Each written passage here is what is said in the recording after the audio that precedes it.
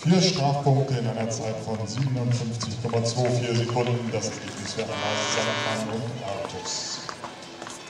In den Parcours kommt nun Pia Gerhardt, der 810 Sunny.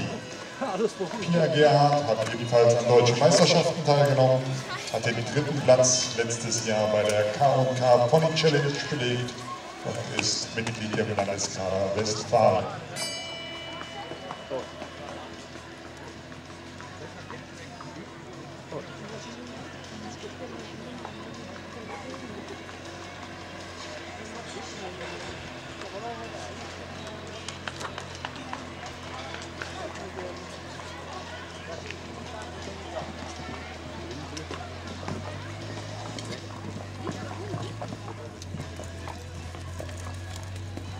Weiter.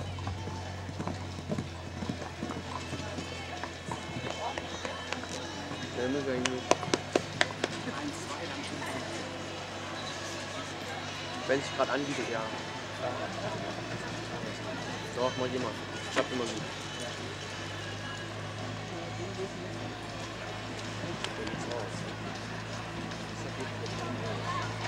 Das geht problemlos.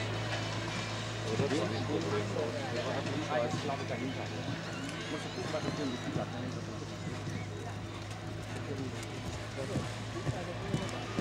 Ah ja klar, die wird das wieder gefällt. Was soll das denn? Die hat doch einen Fehler.